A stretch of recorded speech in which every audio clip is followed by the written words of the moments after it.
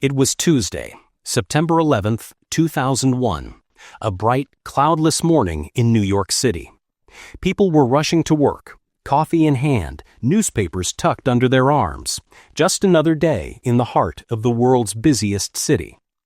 But sometimes history hides its darkest moments behind ordinary mornings.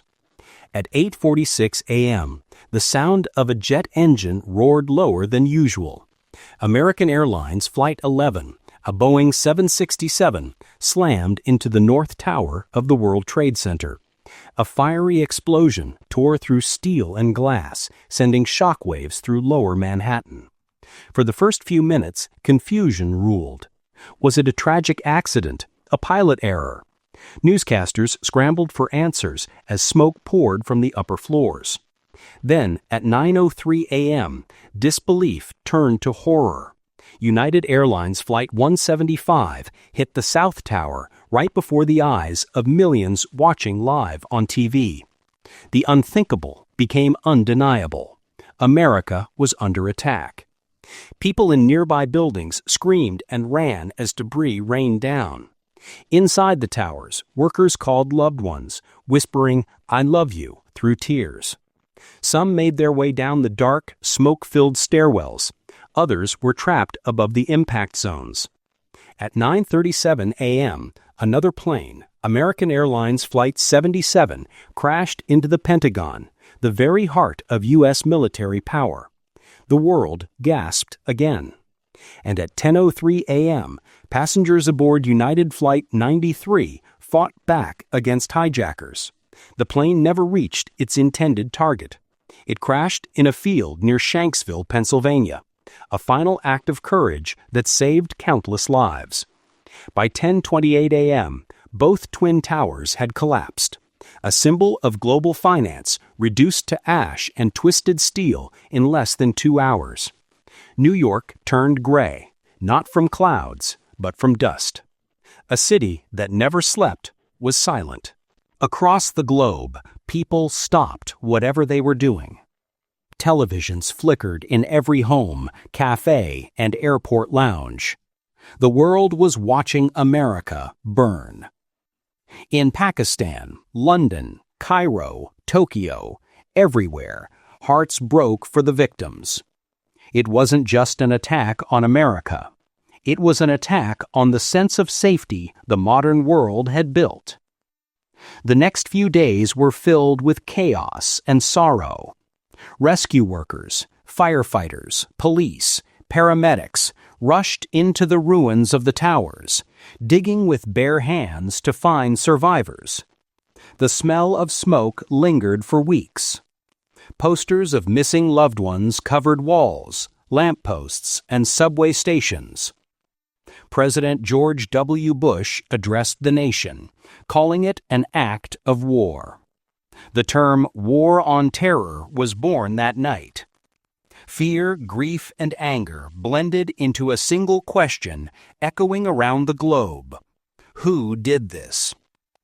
Within hours, the name Osama bin Laden and the group Al-Qaeda emerged as prime suspects. Headquartered in Afghanistan under Taliban protection, Al-Qaeda claimed responsibility, calling the attack revenge for U.S. policies in the Middle East. But the shockwave wasn't just political. It was deeply personal. Families were shattered. Children lost parents. Firefighters and first responders became national heroes, many losing their lives to save others.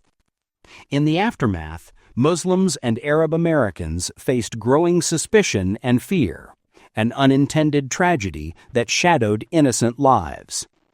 Yet communities came together too.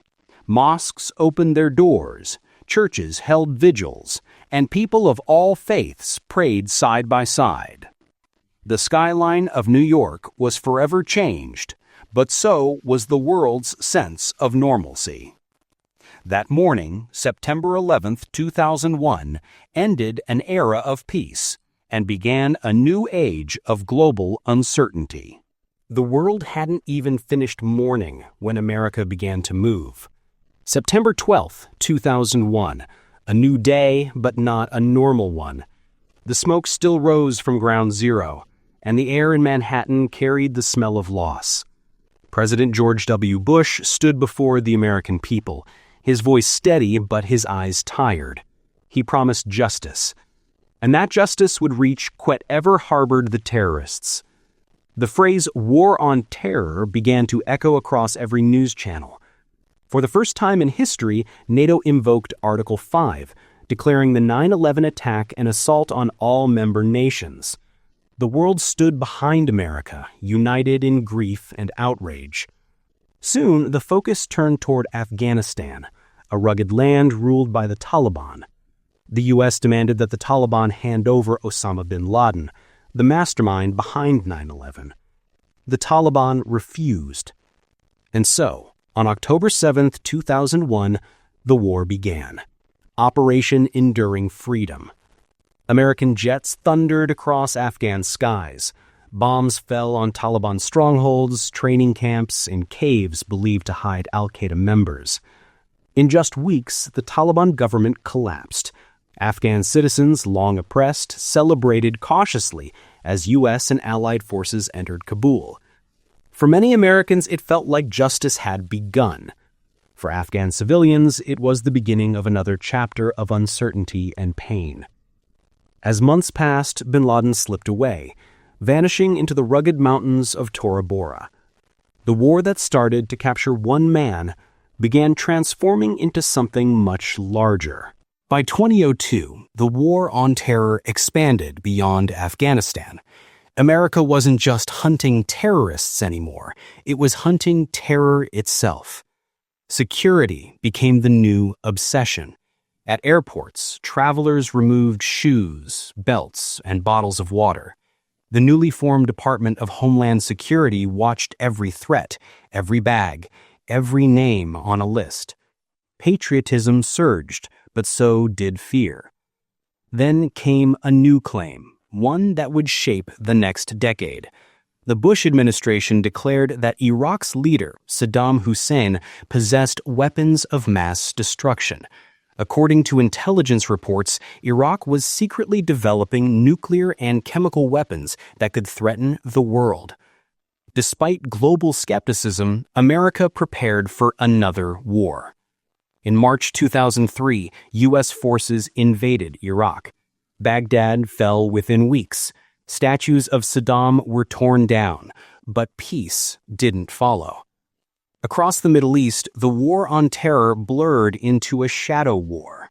Drones began to replace soldiers. Secret prisons, surveillance programs, and intelligence networks stretched across continents.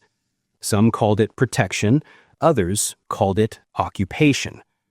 In Pakistan, Yemen, and beyond, airstrikes targeted suspected militants, but civilians were often caught in the crossfire. The line between justice and vengeance grew thinner. Back home, Americans struggled to move on. The war was costing billions, thousands of soldiers weren't returning home, and bin Laden, the man who started it all, was still out there. By the mid-2000s, the world was divided. Was the war on terror truly making the world safer, or was it creating more chaos than it destroyed? One truth was clear. 9/11 had redrawn the global map of fear, security, and power. And there was no going back. The year was 2003. America's war on terror was now stretching its arms far beyond Afghanistan. Washington's gaze had turned to Iraq, a country already scarred by decades of war and sanctions. For months, President George W. Bush and British Prime Minister Tony Blair insisted that Saddam Hussein was hiding weapons of mass destruction, chemical, biological, even nuclear. Their message was clear. Iraq posed a threat to the entire world. Across television screens, officials presented satellite images, intelligence documents, and urgent warnings. But doubts lingered. Many experts questioned the evidence. Even UN inspectors asked for more time. But time ran out. On March 20, 2003, the U.S.-led coalition launched Operation Iraqi Freedom. Cruise missiles lit up the Baghdad night sky. The shock and awe campaign had begun. Within 3 weeks, Baghdad fell.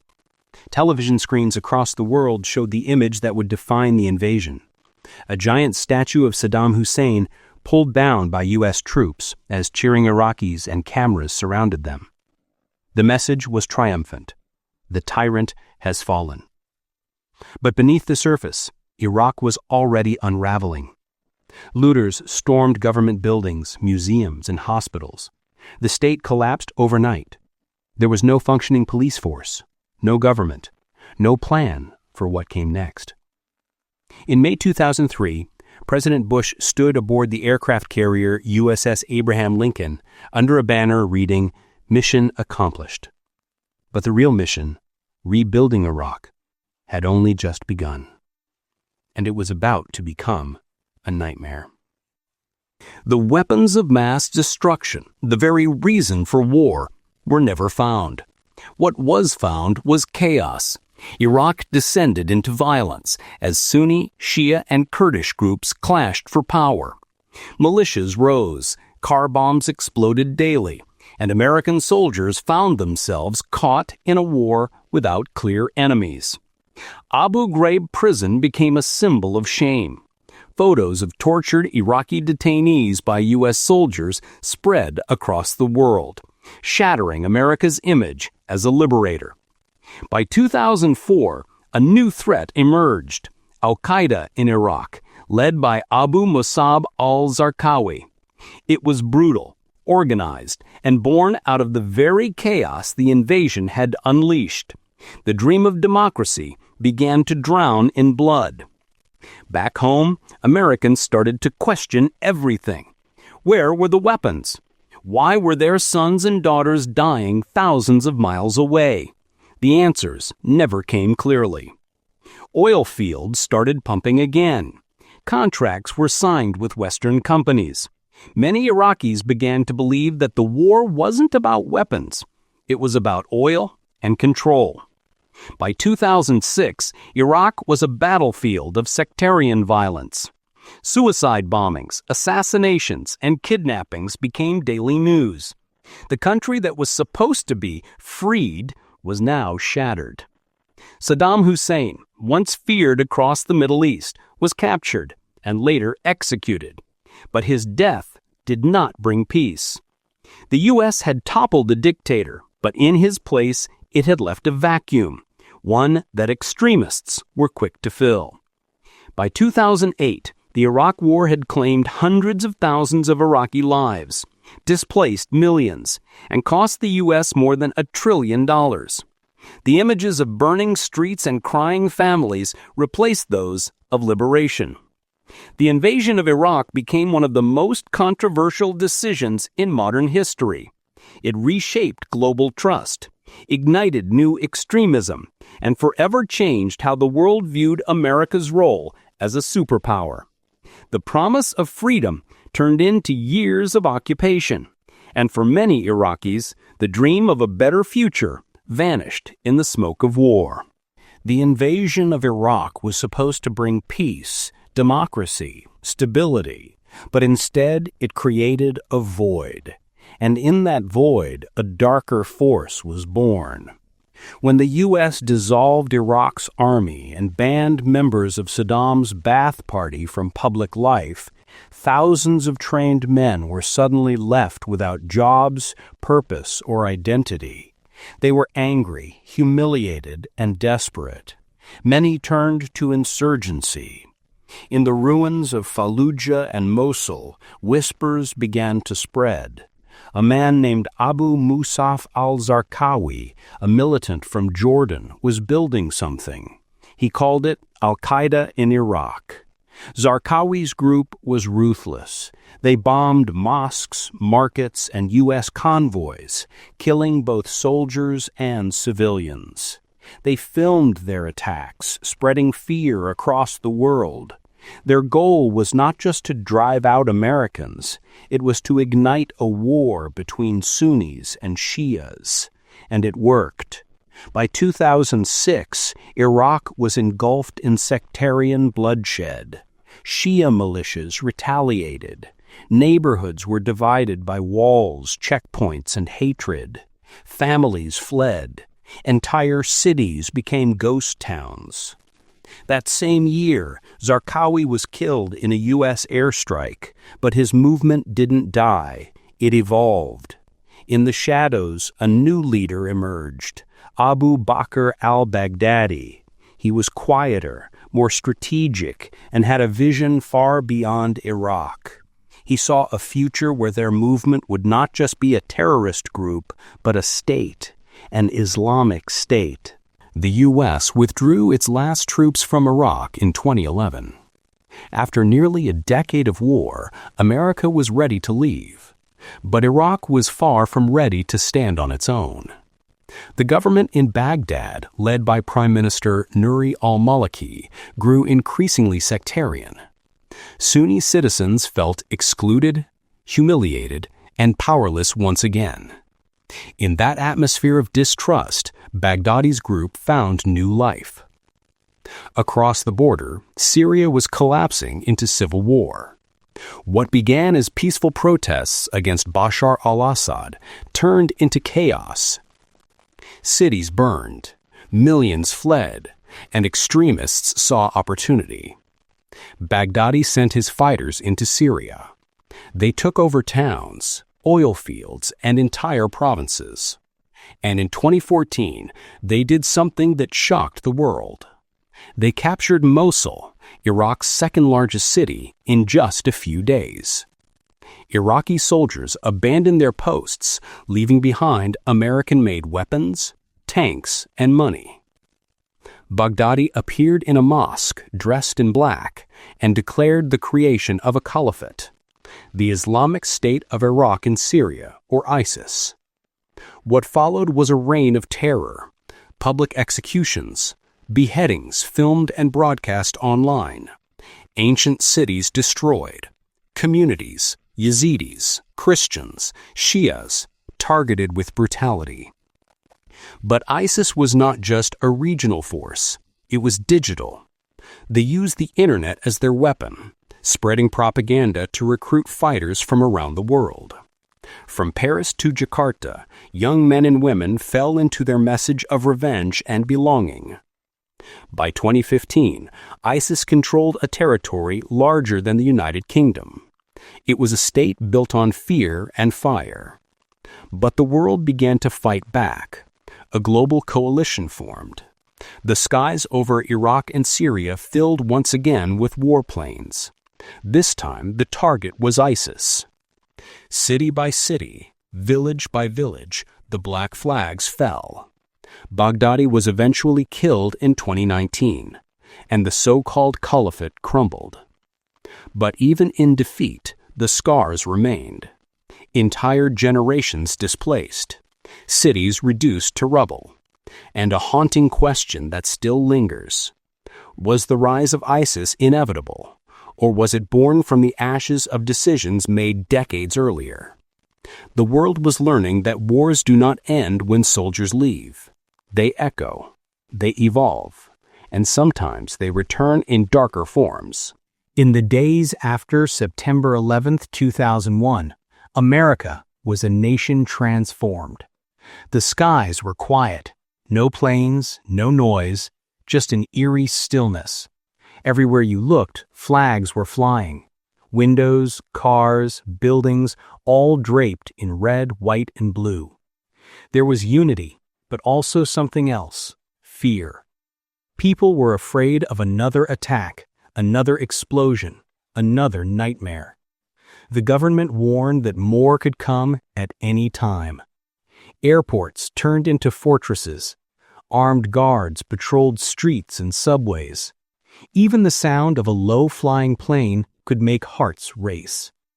For many Americans, the world no longer felt safe. For others, especially Muslim and Arab Americans, it no longer felt fair. Within days, mosques were vandalized. Women wearing hijabs were harassed. Men with beards or brown skin were stopped, questioned, detained. Some were beaten. Some disappeared into detention centers, without charges, without lawyers. The FBI launched thousands of investigations. Neighbors began to look at each other differently. A whisper of a Middle Eastern accent could trigger suspicion. A bag left on a train could empty an entire station. Fear had united the country, but it also began to divide it. In Washington, lawmakers moved quickly. Just 6 weeks after the attacks, Congress passed the Patriot Act. It gave authorities sweeping powers to monitor phone calls, emails, bank records, even library checkouts, all in the name of national security. For many, it was necessary. They said, if you have nothing to hide, you have nothing to fear. But for others, it was a line crossed, a quiet shift from freedom to fear. And behind the slogans and speeches, one reality grew clearer every day. America was at war abroad, but it was also changing at home.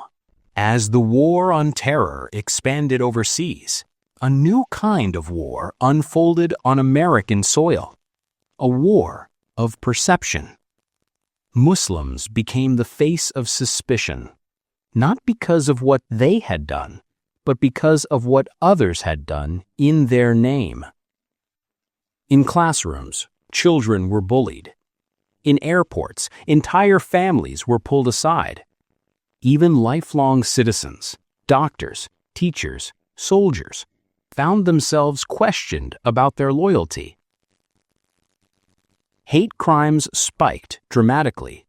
Mosques were firebombed. Sikh men, mistaken for Muslims because of their turbans, were attacked, and some were killed. The media often made things worse.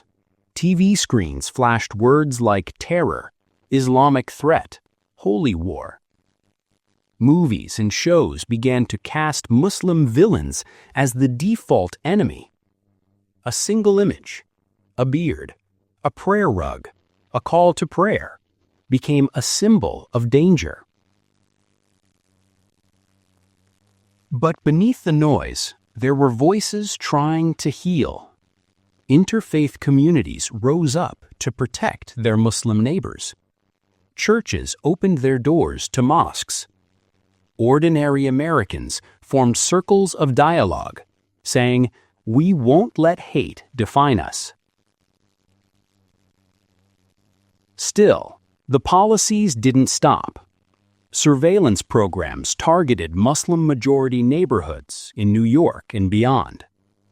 Agents secretly mapped mosques, recorded sermons, tracked movements, often finding nothing but leaving deep mistrust behind. And as years passed, that mistrust began to shape politics. New laws, travel bans, endless security checks, all became part of everyday life. For Muslim Americans, it was a new identity, not just as citizens, but as people constantly watched. Every tragedy abroad seemed to demand an explanation from them. Every terrorist act committed elsewhere cast a shadow here. Yet, through it all, a quiet resilience grew. Muslim doctors treated 9/11 survivors. Muslim soldiers fought overseas. Muslim women became mayors, congresswomen, and journalists, telling stories that needed to be told. America, for all its pain, began slowly to rediscover its balance. But the scars of fear, the kind born in the smoke of 2001, never completely faded. They lingered in airport lines, in background checks, in the silence when someone mentioned 9/11.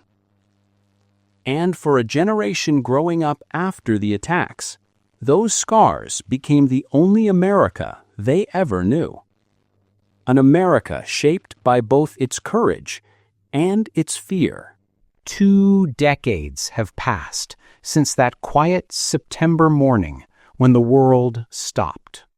Yet even today, the shadow of 9/11 stretches across continents, policies, and hearts.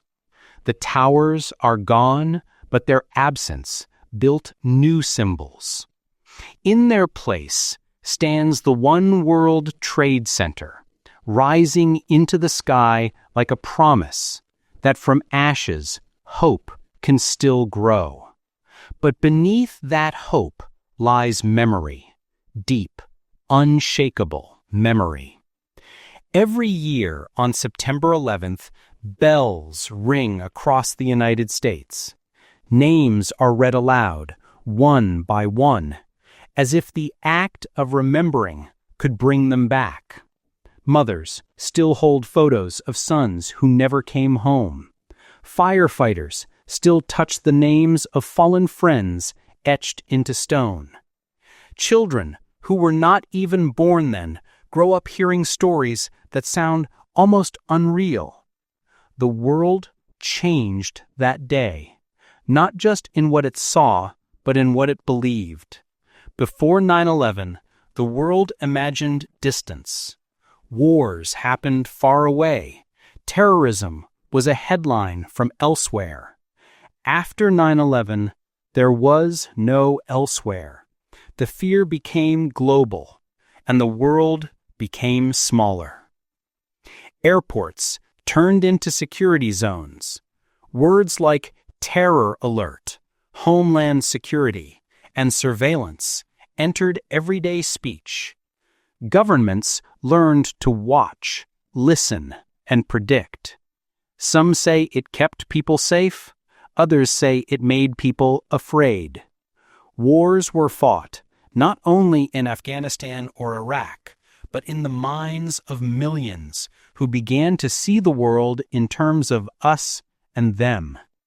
And yet, through all the chaos, something else emerged, a collective awareness that peace is fragile, that freedom can never be taken for granted, and that unity can appear in the most broken moments. By the time American troops left Afghanistan in 2021, 20 years after they first arrived, the circle had closed, but the wounds had not healed. Trillions spent, thousands of lives lost, a generation that knew only war. The war on terror had changed everything, from diplomacy and immigration to art and identity. But did it make the world safer? That question still lingers, unanswered, uncomfortable. In the Middle East, the wars left cities in ruins and families displaced. Millions became refugees, seeking new lives in unfamiliar lands. And in those migrations, in those stories of survival, the human cost of 9/11 became larger than one nation. It became a global story of loss and endurance. Technology also changed, and so did trust. Surveillance cameras, biometric scans, digital tracking, all became normal, almost invisible. The idea of privacy slowly faded, replaced by the promise of safety. But perhaps the greatest shift was emotional. A generation came to age under the constant echo of fear. Children who watched the towers fall grew into adults shaped by that trauma. Some became soldiers, others journalists, some peace advocates. All carried the same unspoken question: how do we make sure this never happens again? And amid all that, the world also saw compassion. Volunteers who ran toward danger, strangers who held each other in the streets, artists, teachers, and leaders who used their voices to rebuild understanding. Because even though 9/11 revealed the worst in humanity, it also revealed the best. The courage of firefighters climbing those stairs, the unity of nations mourning together, the resilience of people who refused to let hatred define them. The legacy of 9/11 is not just found in history books or political speeches. It lives, quietly, in the way the world travels, the way it fears, the way it remembers. It lives in the silence before a moment of prayer, in the flicker of candles held by families at memorials, in the tear of a mother who still whispers her son's name every year. It also lives in the lessons learned, that pain can divide, but it can also unite. That the world can break and still rebuild. That even when buildings fall, the spirit of humanity can stand taller than before. And perhaps that's what 9/11 truly left behind, a reminder of fragility, but also of strength. A reminder that no act of terror can destroy compassion, and that the memory of those lost will forever guide the living toward understanding, toward peace, and toward a world that never stops trying to heal. Thank you for watching this journey through history. If you want to explore more stories that shaped our world, don't forget to subscribe, hit the notification bell, and join our community. Every story matters, and every voice counts.